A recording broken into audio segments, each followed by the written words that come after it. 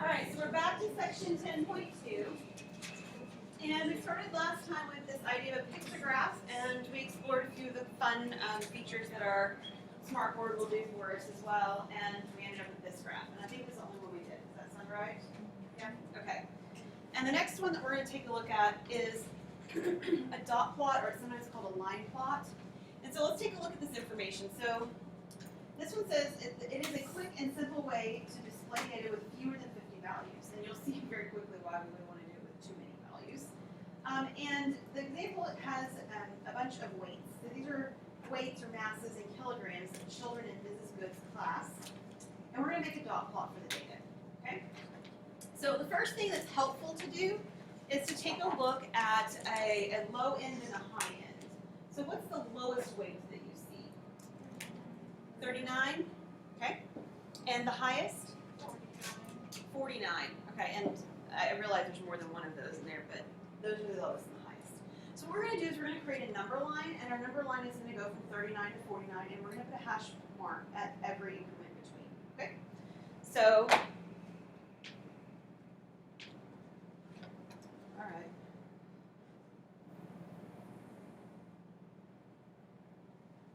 So we're going to start over here at 39.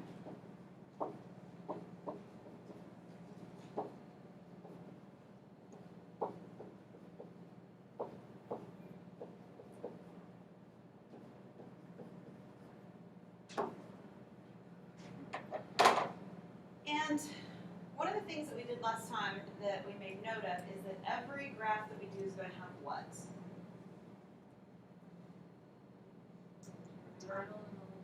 A title and a legend, yeah. And so like the one we did over here is we described down here this deaths on a holiday weekend, and the heart was equal to 10 people, okay? So we need a title for this. What are we measuring? What are we reporting in this table? Okay, so these are the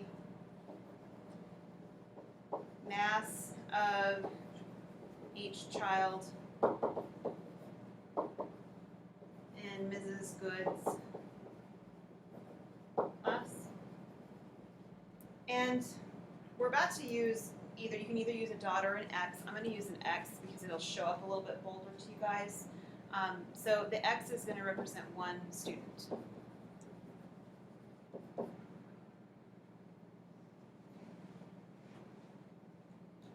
All right, so what we're going to do is we're going to go one at a time through all the data, and we're going to make an X. And I'll show you how we're going to do that. So we have a 40 here, so we're going to draw above the 40 an X. That's it. And as we go, I'll mark them off. And then we're going to do 42. So above the 42, we're going to put an X. That X better be the same height as the other X, because the point when we're done is to be able to look at this and understand what we have. So if you sort of make one X way bigger than another one, or make it way higher or lower, it gives some sort of an illusion of something that's not really happening. Okay. With 49, 41, 43, and 42. Now 42 is a repeat, so it stacks on top of itself. Okay. 48 and 39. 46 and 41. 41 stacks. And there's 46. 42, stacking again, and 40, which stacks again. 49 and 45. 49, 45. 39. Oops, I wrote that one wrong.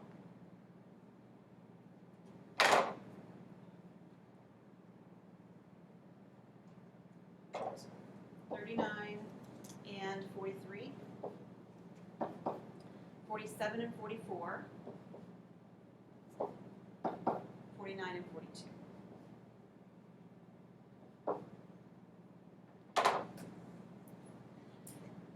So one quick glance at this, you can answer a lot of questions. What's the most common weight? 42, right?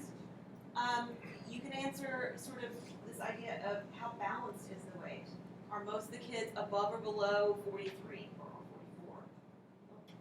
Below. You can see there's a lot more X's below that mark. So you get a lot at a real quick glance of this kind of a graph. But can you see why you don't want to do this if you have more than 50 values? It would take a lot of time, right? It would give you a lot of information. It would be great, but it would be cumbersome to do. Okay. And again, you can do these with dots. Everywhere I have an X, you could put a dot as long as you're lining things up and drawing the dots big enough that I can see. Then we'd be in good shape with that too. Any questions on a dot plot? Line plot? Could you do it where like X equals 10 students or something? You could if you have a lot of data, but we're going to find another way that's going to make it easier to work with when we have a lot to work together like that. So we're not going to need to do it that way. Okay, let's take a look at the next one. Next is the stem and leaf plot. This is one of my favorites, and this is a really great one for you guys when you're looking at trying to figure out if the grades in your class meet up to your expectations. This is a really good description or a really good way of describing data for grades. Okay? So it's akin to the dot plot, but it's drawn vertically with numbers on the left being called stems, the numbers on the right are called leaves, and we've got grades. And this is from a first exam that I had a number of years ago. Grades from a first exam. We're going to make a stem and leaf plot. Okay? It's kind of like we did the last one. I need to know my largest and my smallest grade. So what do we have? 36. And what was it? 94. Okay. Is that okay with everyone? Okay, so here's how we're going to do this. We're going to draw a vertical line. And on the left-hand side, we're going to use the tens digits of each of these values, with the largest one being on top and the smallest one being on bottom. So I'm going to start with 9, and I need to represent all of them, regardless of whether I actually have values that correspond to them, because you don't want to leave something out to make the data look like what it's not. Hang on, that's not right.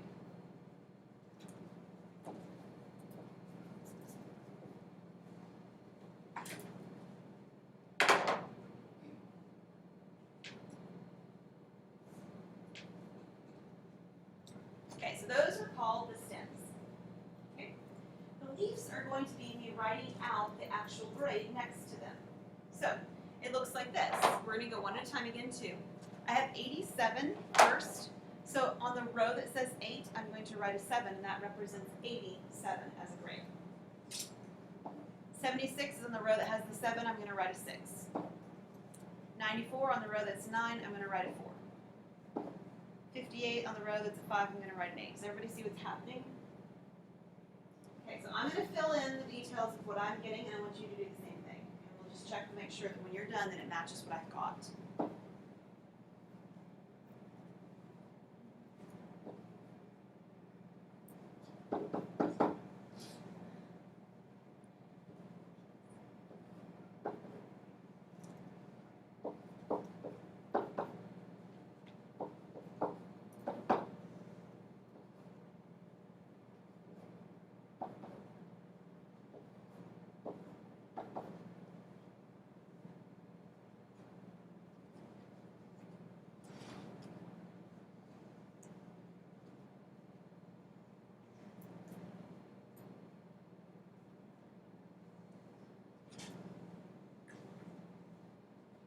Does that match yours?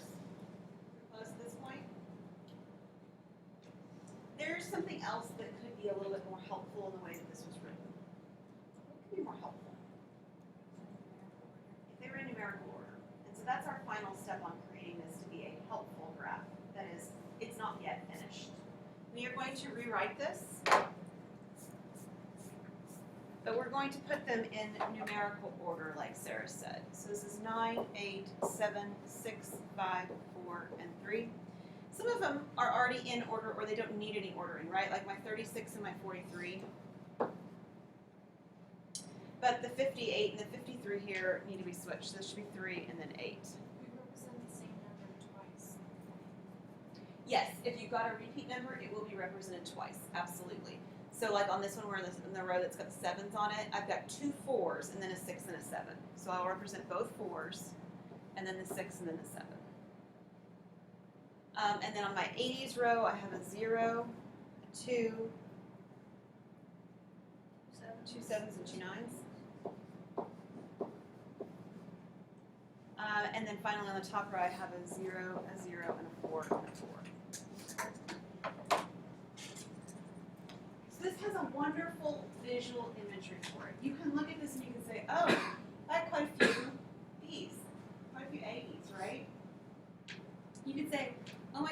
look, there's not any D's at all.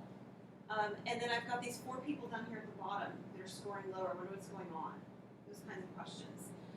The other thing that you'll notice is that in order to really make this to be a helpful graph, not only does the numerical order help, but you really need to have them lined up. That is to say, these 6 numbers right here on the 80s shouldn't be bunched up so that it looks like there's just as many as when there's 4 numbers. Are you guys following with me? So they really need to line up. If they've all got 1 number, they should all be the 1 number lined up. If it's got 2 numbers, it should look like 2 separate numbers. Okay? There's one thing missing. A title and a legend, right? So what is this information that this data table or this graph is telling me? This is grades from a first exam. And then I need, in order to, I mean, like, you guys now know what this means, but if you just gave this to somebody with all this data on it, they wouldn't know what each of these things are, right? So you can say something like this, where, and pick one of them, I'll just pick the very first one, 9/0 equals 90. So where they're seeing this sort of a left-hand side, there's a number, right-hand side, there's a number. If I put the numbers together, I have the grid. That's your legend. That's the legend. That's all it takes, yes. Any questions on this one? Okay. The next one is very similar. It's back-to-back stem and leaf plots. So it's just like a stem and leaf plot we just did, except that it's able to compare 2 different stem and leaf plots together. Okay? So it says on one side we'll have leaves to the right, and the other side we'll have leaves to the left. So before I can actually do the back-to-back stem and leaf plot, I'm going to do the stem and leaf plot for this information first. Okay? This is the grades from the second exam, same group of students. And we're going to do a back-to-back stem and leaf plot, but like I said, the first thing I'm really going to do is a stem and leaf plot for this. Okay? So taking a look at this information, or at least a partial one, what's my smallest grade? 64 is actually there too, yeah. And then largest? I had 100 this time. So that's kind of weird, first of all, the 100, because it doesn't really fit our model very well. So what we do is we're going to make it a stem that's going to be a 10. Okay? That's the best we can really go with. And we need to go down to a 6.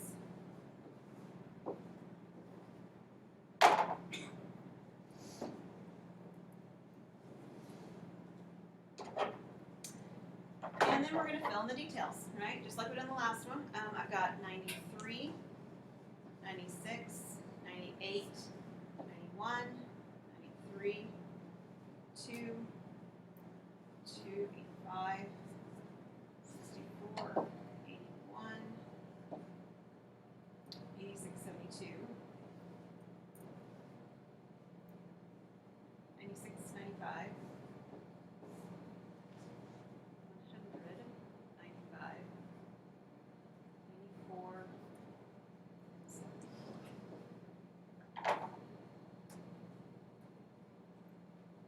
I recognize they're not in order. I'll put them in order when I create my next graph. It's the whole thing anyway. So I wasn't really asked to find the graphs that I just did, was I? Not really. Any questions so far?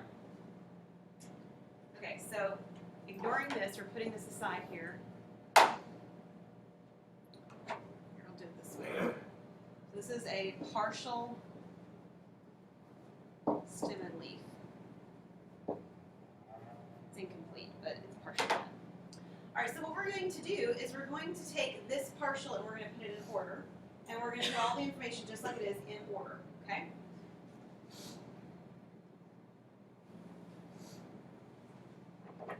So I've got 10, 9, 8, 7, 6. I'm going to need to go down to 3 in a moment, so I'm going to go ahead and do that. Because the other table that I had, that other plot had it down to 3. And I'm going to do these in order now. So I have 100, looks like a 6, but it's 100. And then I need these in order. Can somebody put those 90s in order for me so that I don't have to do it? 1, 2, 3, 4, 5, 6, 8. Okay, does that sound good to everybody? Excellent. How about my 80s? 1, 2, 5, 6. Okay, and my 70s is 2, 4, and then 60. Okay, so that just looks like sim and leaf plot, except I've got this extra 5, 4, 3 on the bottom. So let me show you why. We're going to draw another line on the other side of the 10 down to 3. And we're going to use that same data table from before, reflected across, going the other direction. So before I didn't have any hundreds, but I had some 90s. I had 90, 294s, okay, and 290s? Okay, so we start with the zeros on the inside because we're going from the inside out. Whoops. All right, 0, 0, 4, 4. So we're moving from the inside out, so it looks like everything's in backwards order. Truly it is a reflection around where we originally had it. Okay, and then I had some 80s. I had 0, 2, 7, 7, 9, 9.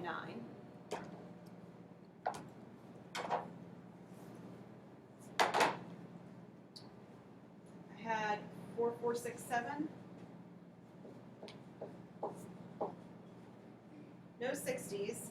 Then I had 53 and 58. Oops, sorry, that's not right. Yeah, that is. And then 43 and 46, 36. Is that all of it? Okay, so I put the stuff on the left because it came first, and the stuff on the right came second, so in chronological order feel to that. And it allows me to compare and say, oh my goodness, well, the grades moved up. That's good. I can see that visually. I can see a comparison. Lots more people made A's than they did last time, and I don't have any of these lower grades at all. So I can just see it at a glance. I don't even have to verbalize it. You guys can make all those assessments at one quick glance, and that's a really nice feature. What do I need? Yeah. So, what kind of title would you like to give this?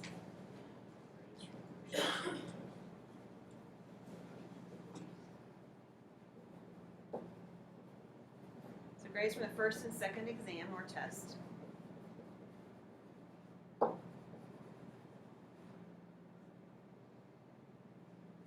Where, and I'll just use the same one, 9/0 equals 90.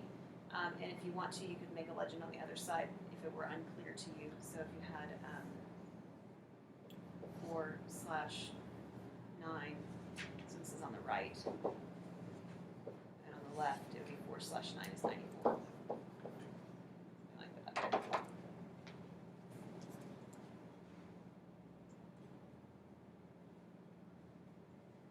Sometimes you'll see this table, this stimuli plot flipped upside down, where the lower grades on top and the higher grades on bottom. That's fine too, it doesn't really matter. I tend to like this because in our minds we kind of think of grades being higher as a larger grade being on top, but either way would work. Okay. All right, so that's stem and leaf plots. Let's do another one. Group frequency. Okay.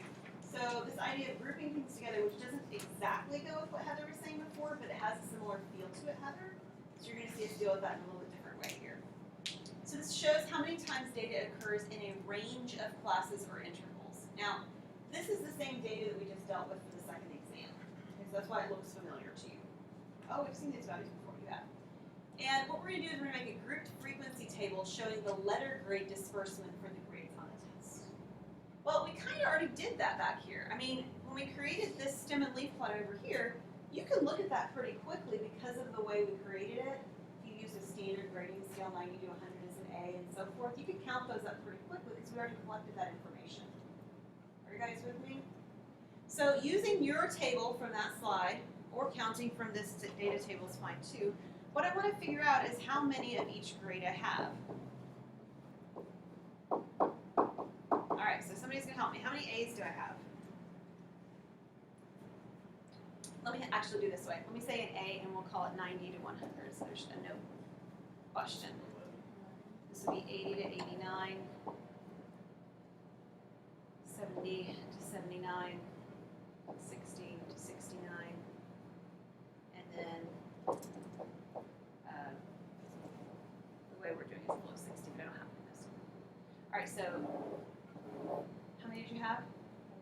11. All right, so if you were doing this from scratch, that is if you didn't already have the piece of paper that you were looking for before, a tally column is often helpful. It's not completely 100% have to be, but it's helpful. So let me show you how to think about a tally column if you were to use one. A tally column is nice because you can mark them off as you go. So if I were to do 93, 96, I can just put 2 marks in there in the A column. 98, 91, 2 marks in there. 93, 82, 92, 85, 64, 81, 86, 72, 96, 95, 195, and then 94, 74. Okay, so you can do it, you can not do it, it doesn't really matter, but the more data you have, the more helpful it is to actually have it grouped and to actually do the tallies. This column is going to be called a frequency column. That's where we're going to actually write the number that corresponds to the tally, or to write the number if we didn't do the tally at all. You're going to have a frequency column. So as Brendan said, that's 11. So how many B's did I have? 4 C's, 2, and D's, 1. And that is all a frequency table is. It can be flipped upside down too again. We wouldn't have to go from A down to F. We could go from F down to A. That's fine.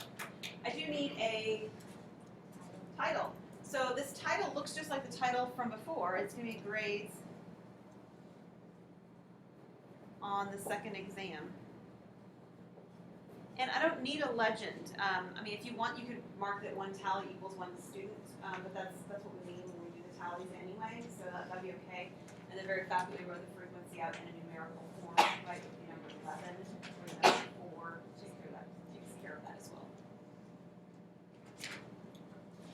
Okay, group frequency. All right, so group frequency can then be used to create a histogram. So a histogram is made up of adjoining rectangles or bars. So adjoining means they're actually touching each other. Okay, they actually touch each other. We are going to have things not touching each other later. That's going to be called a bar graph. They're very similar, but they're used for a little different kind of data. So histogram, things are touching. The categories are shown along the horizontal axis, and then the frequency is along the vertical axis. Okay, so it looks something like this. We're going to draw ourselves an XY axis. Now, this one is going to be this way. I'm actually going to draw this a little bit different over here, and I'm going to explain why in a sec. So just bear with me. I realize they're not connected. There's a reason for that. Okay? All right, we're good with that. Now, it's a little bit awkward to think of a numerical of a number line going from largest to smallest. You can do that, but usually we don't think of it that way. We think of the left-hand side being the smaller numbers and then the right-hand side being the larger numbers. That's just what we are going to do. So what I'm going to do right here is I'm going to draw a break in the graph. Sort of looks like a, no, that's not even how they look sometimes, but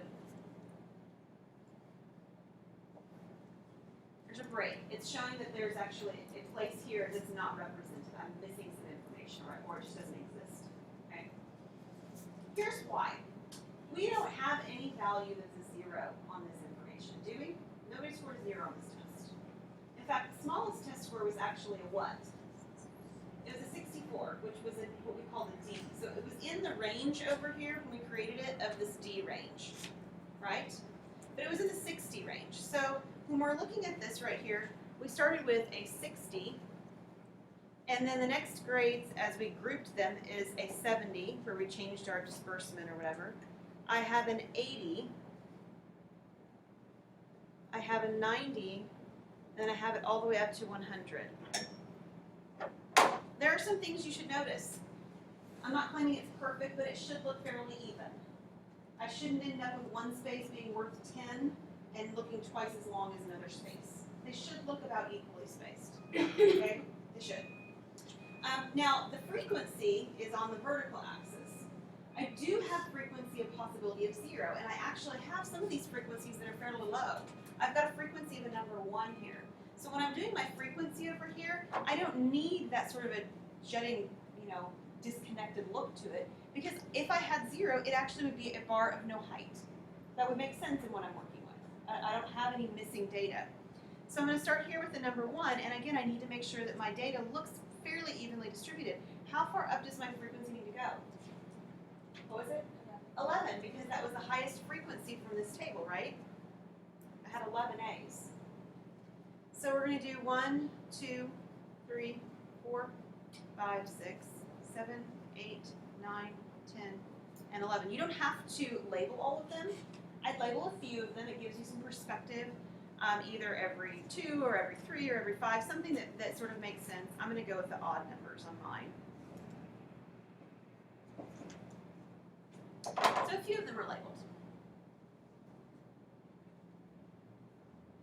And then what we're going to do is we're going to go back and forth. You guys have it on your paper. We're going to go back and forth between this slide and this one to create my bars. So the first bar, being the D, is a bar of height 1, right? Okay. So over here on my board, I'm going to draw a bar of height. That's not the one I want. All right, let's try again.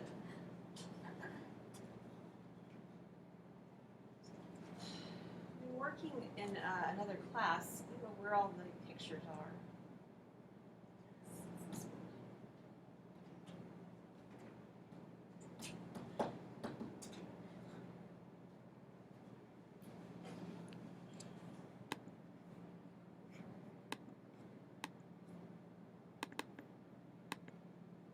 Okay, I can't show you the cool bar features. Maybe we'll just do it. I'll just draw it. Okay, so we're going to draw a bar of height 1. Okay.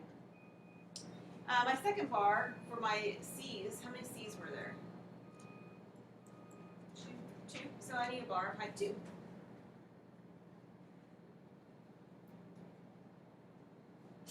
And then there were, let's see, 4 B's. Yeah, so we'll do a bar of height 4.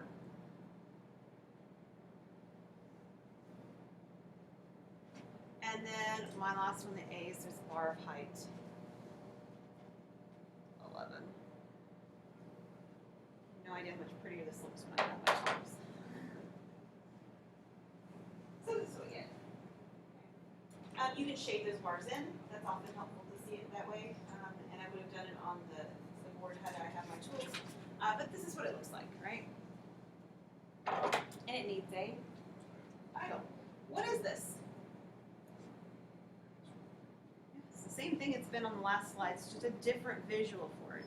These are grades from exam 2.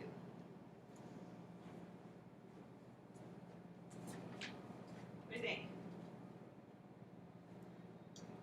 All right, so let me emphasize the difference now between a histogram and a bar graph. There isn't a legend. Well, you know what we do need, actually, is we need to label our axes. That's the equivalent of a legend here. So yes, we do need to. Thank you, Evan. So on the, let's do the horizontal one first. These right here are the actual grades, right?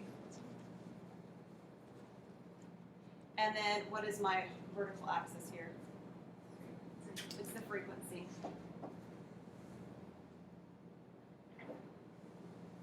This is my frequency on the right hand side. The left hand side is okay. Okay. All right, so bar graph is next. Bar graph is much like a histogram, but the difference is that there's spaces in between the bars. That may seem like a simple thing, and it is, but there's a reason for the spaces, which is why a difference exists, okay? With the histogram, the kind of information that we're describing is information that is continuous, at least mostly continuous, right? I mean, I've got a grade distribution that goes from 60 to 70, and it's marked that way. I mean, it's actually marked that I started at 60 and I stopped at 70, I started at 70 and I stopped at 80, and so forth, okay? But with a bar graph, what we're going to do is we're going to label that horizontal axis without numbers. We're going to label them as though they were categories. What do you think you could call these categories on this information? A, B, C, and D. That's the only thing different on this particular problem is how we're labeling the information. So over here, my data table, everything's going to look very, very similar, except the horizontal axis is going to have letter grades on it, and the bars aren't going to touch each other. That's really it, okay? So let's take a look.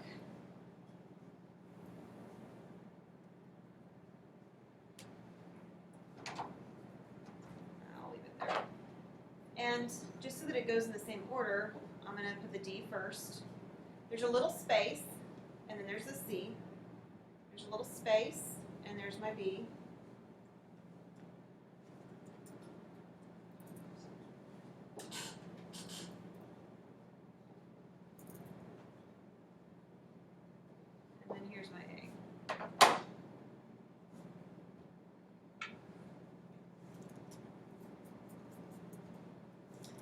my vertical axis is still the frequency.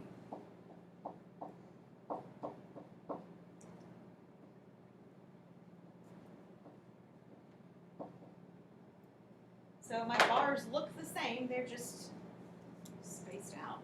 So a bar of height 1, a bar of height 2, a bar of height 4, and then a bar of height 11. Again, the bars should look roughly the same width apart, so that you're not giving sort of an illusion of something that's not there. And then all of my axes and my title is very much the same. These are grades from exam 2. So these are my grades. If you want to be real specific, you could say letter grades. That'd be fine. This is frequency. Just like before.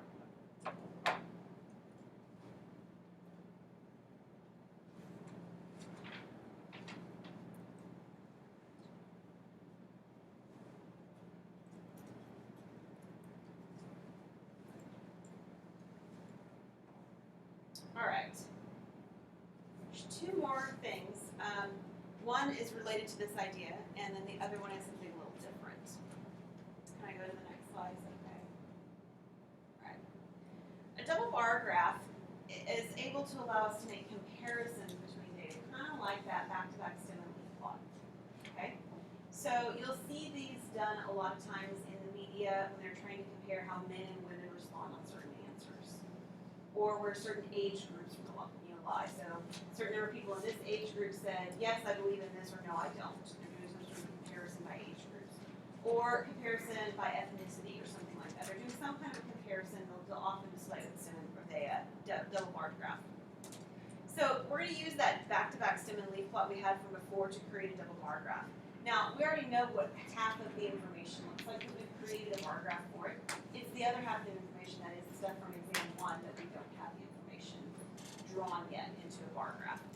But we do know where we need to start. So our bar graph needs to start with, in this case, the letter F now, right? So this is a bar graph, which means we're looking for the letter grades, not the disbursement of numbers, which was the histogram, okay? So we're going to have down here an F, and then right next to it is going to be another F. So there's going to be two bars right here drawn in that spot, at least potentially.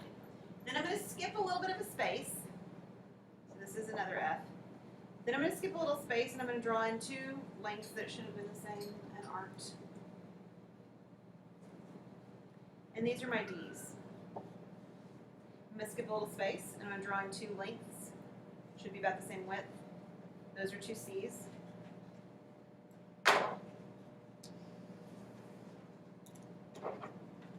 Skip a little space, two widths. These are B's. Skip a little space, two widths. Oops.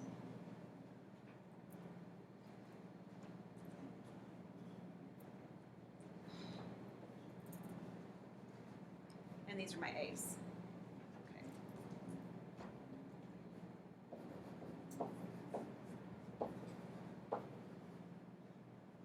And again, there's two of every one of them that I'm including because I'm going to have a bar representing data from exam 1 and another bar representing data from exam 2. My frequency can still start at 1 and can still increase by 1s until I get up to 11 because that's still the highest frequency on either of those stem and leaf plots.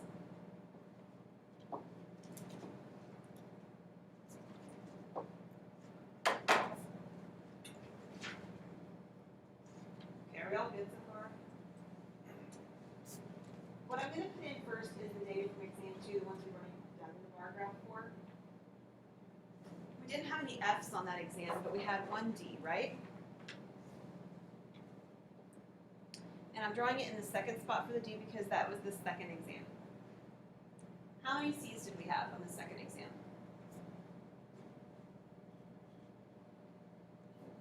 2. So I'll draw my bar of height 2. That doesn't look good at all.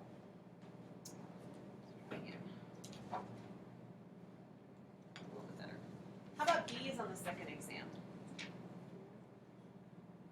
4. And the A's were at 11.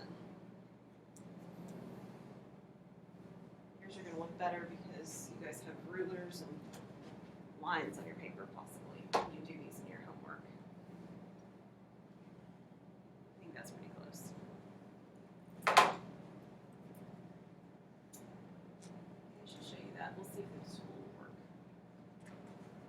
Do that.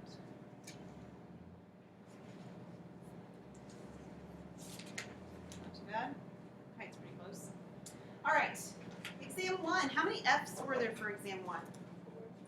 4. And so I'm going to use the same color, but I'm going to do some shading later. There should be 4 F's. So I need to come up here to a height of 4. On the first F bar, should have a height of 4. How about D's on the first exam? 0. There weren't any. How about C's on the first exam? 4, okay. My bars look awful, I'm sorry. How about B's on the first exam? 6. 6.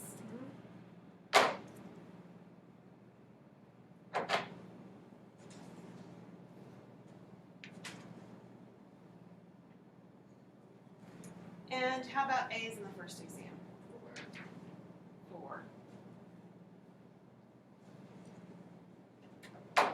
Now, the thing about a bar graph is that we don't want to look at it and think that somehow we've got just one set of information. So there's lots of ways to do that. If you have highlighters or markers or crayons or pencils, you can use those. If you want to do different shading directions, that's a possibility as well. I'll do both just to show it, but I'm going to use red for my first exam, and I'm going to shade from sort of in that sort of a direction, okay, a diagonal direction. So on all of the first bars, so there is no first bar for D, but there's a first bar for C. There's a first bar for B. And there's a first bar for A. Now, and part of what I just did with that's going to go in my legend here in a minute. I'm going to change colors. I'm also going to change directions with my shading. You don't have to do both, but whatever you're using. And then I'm going to use green, and I'm going to shade it up and down. So there's my second bar for D, second bar for C, second bar for B, and then second bar for A's. And that shading stuff will go in the legend at the bottom. So I have several things to do. I need to do a legend, I need to do a title, and I need to label my axes. So, somebody help me. Start with my left axis, my vertical axis. What is this? That's frequency. What is my horizontal axis? Grades or letter grades. I'll put letter grades this time just for fun. Either's fine. What's my title? Grades from exams 1 and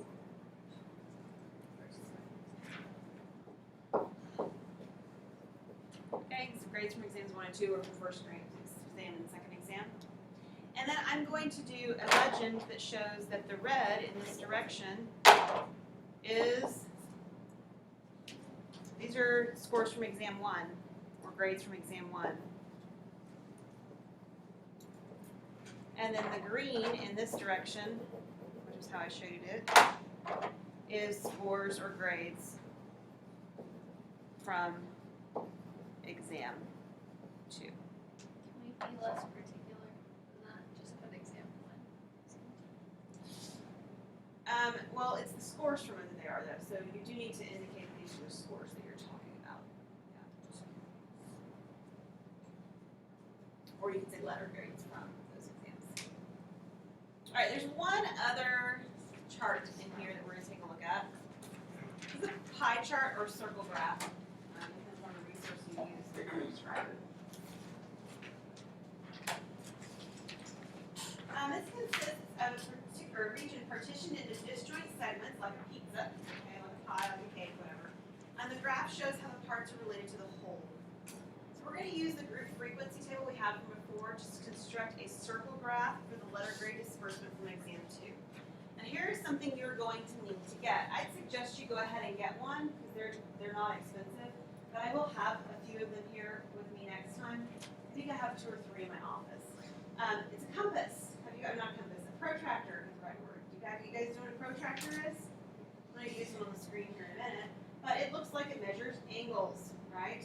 And so we're going to need that with this information. We're going to start though with our group frequency table that we had before.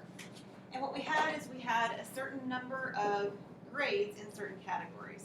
So we had 11 A's, we had 4 B's, 2 C's, and 1 D. You probably have that memorized by now, right? Because we've used it in several examples. So these were the number of grades in each category. How many grades is that total? 18. So there were 18 students, so that means, right? There are 18 tests that were taken. So what we're going to do is, this is our frequency. The next thing we're going to find is what's called the relative frequency / percent. You can call it whatever you want, but it's both things in one. What that means is how many out of the whole, whole did we have? So if I had 11, I had 11 out of 18, which is more than half. In particular, it's 61. We'll do whole numbers and percentages. You don't need to get any more exact than that. Really fine. Whole numbers and percentages. Okay. 61%. So how would I turn 11 over 18 into 61%? Remind me. 11 divided by 18 and then multiply by 100. Okay, good. Just like what we were talking about on your test scores. We were looking at that earlier today, right? Okay, so for the B, I would have 4 over 18, which gives me what as a percent? 22%. And then I have 2 over 18, which gives me, it's 11%. And then I have 1 over 18, which gives me,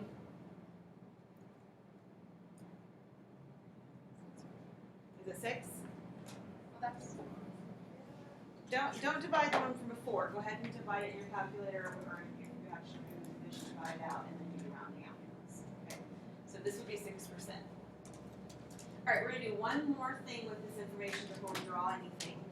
We're going to find the degrees in a circle that this would be. All right, so how many degrees are there in a circle? Do you remember? 360. Very good. That 360, what I want is I want 61% of the 360 to represent the space that my region takes up in my circle. Now, I don't really want to use 61% because how did I get that 61%? Rounding. I did, right? In fact, when we got to the end and we said 6%, we were sort of feeling like it's awkward because we had 11% and half, and I just told you no decimals, so now what? So we don't want to use the rounded percent that I got. We're going to use the actual fraction. So we're going to take that 11 over 18, or if you had a decimal, and we're going to multiply it by 360 degrees. This will actually figure out for us how many degrees of the circle, without that rounding that we had involved, that this portion of the graph should take up. So what does it give me? 220. All right. 220 degrees. All right, we're going to do the same thing. So we're going to take my 4 over 18 times the 360 degrees. That's 60. Okay. Oh, 80. We'll try again. 80. We have 2 over 18.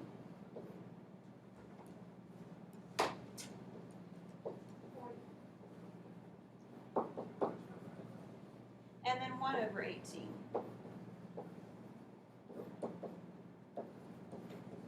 Should be 20, right? It's half as much as over 4. Okay, so this is the information that needs to be displayed in my circle now. Okay? So, I wish, well, we'll see if this will work. I don't know if I can do it or not.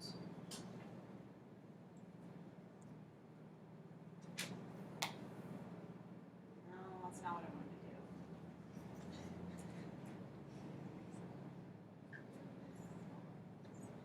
I can't get a circle because I can't get my shapes.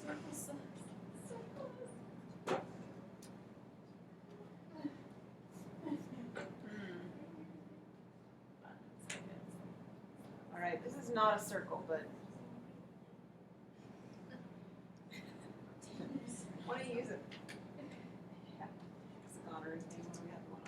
That was a dodecagon. Oh. I don't know where all my stuff went. The problem is I'm having students in another class use my computer and stuff, and things are going weird. So,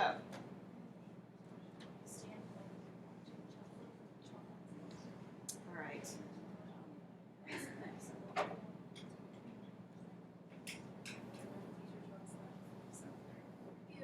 That's not bad.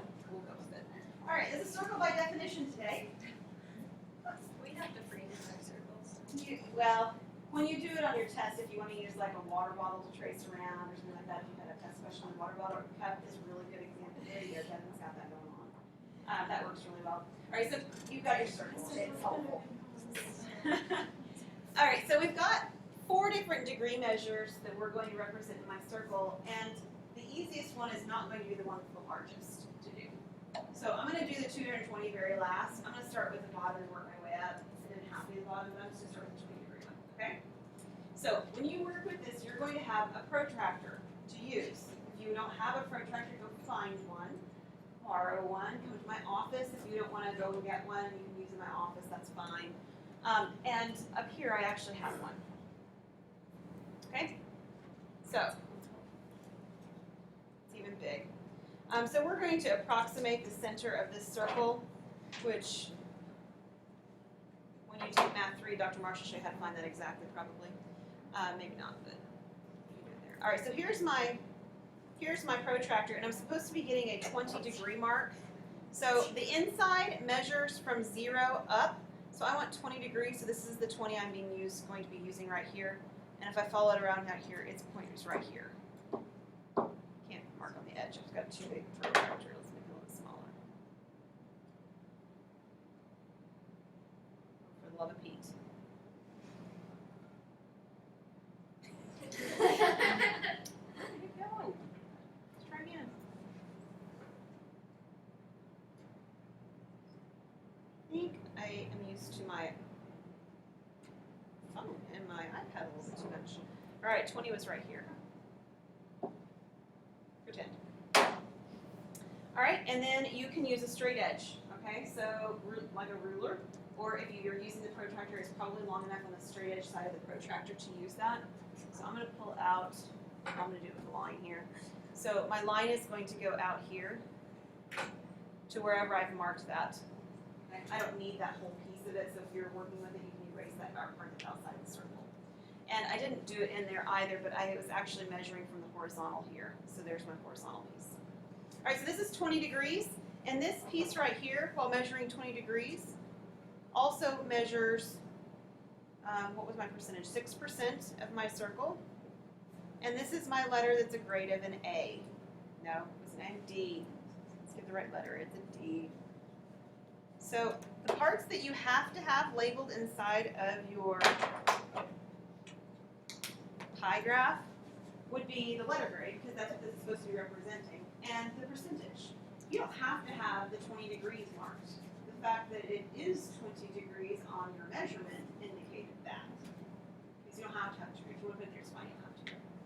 All right, the other pieces then, we're supposed to have one that's supposed to be 40 degrees. So the way that this works is you tilt your protractor and you line it up. Okay? So you line up your protractor still with the point in the center, and you align the flat edge along the previous angle marking that you had for the 20 degrees. And you can go out from there by counting out to 40. So this was 20, 10, 20, 30, this one's 40, so the point is actually right here. And you can draw a line from this out to here. So I'm going to stop just shy because I've eyeballed it, but yours would be able to actually stop because you have the ruler right there.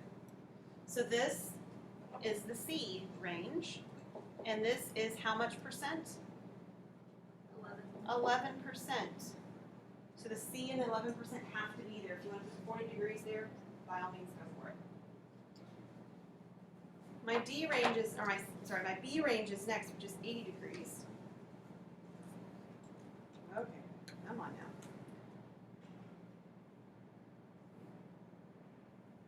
Here we go. So I'm going to tilt this again until I've got it at the same sort of diagonal measurement and line it at the center of my circle. I'll make it a little bit bigger in theory. Not just for fun. I'm going to make it bigger.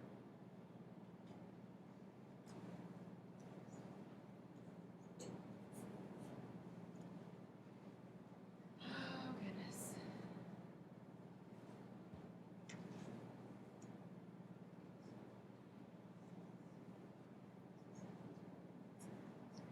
What I was touching that was making it work. Okay, we're gonna pretend that it's there.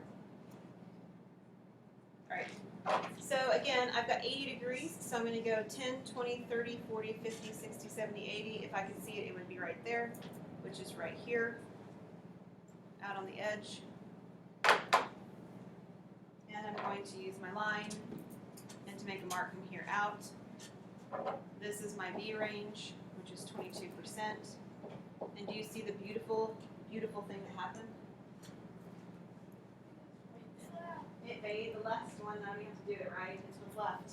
So this is an A out here. Yours are going to look much better than what's on the screen right now. This is an A and this is my, what was it, 61%. More or less, that's the right idea. What's missing? Title. You need a title. What in the world is this? This is grades from exam 2. Again.